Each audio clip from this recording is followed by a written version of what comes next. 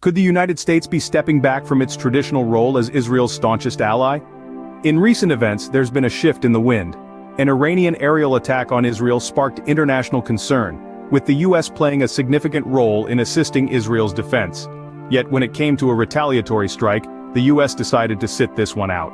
This leads us to the question, what led the US to this decision? The path to this moment has been a complex one, interwoven with regional conflicts and international diplomacy. Our journey begins on the 8th of February 2024 with a US drone strike in Iraq. The target? A senior Kataib Hezbollah commander. Meanwhile, the Israeli bombing of Gaza entered its 5th month. Amidst this, the US Secretary of State Antony Blinken met with Palestinian Authority President Abbas in Ramallah, reaffirming US support for Palestinian Authority reform and the establishment of an independent Palestinian state.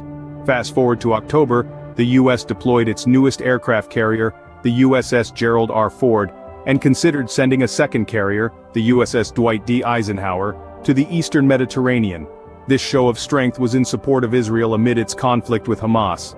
The timeline brings us to just yesterday when President Joe Biden led a G7 meeting to discuss the Iranian threat. The aim? To coordinate a diplomatic response to Iran's unsuccessful aerial attack on Israel. Biden urged Israel to claim victory for its defense capabilities and discouraged a retaliatory strike against Iran. These events set the stage for the current situation in which the US is advocating for diplomatic responses over military retaliation.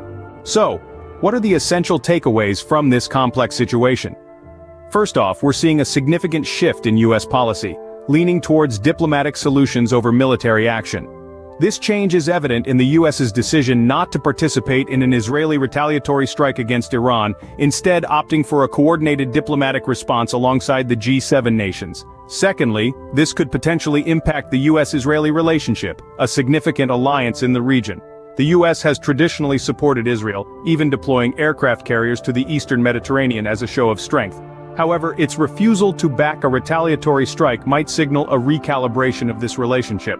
Lastly, this situation has broader implications for Middle Eastern politics.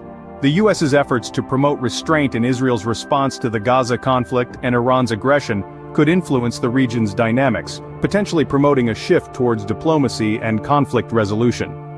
As the landscape of international relations continues to shift, the decisions made today will undoubtedly have lasting impacts on the future.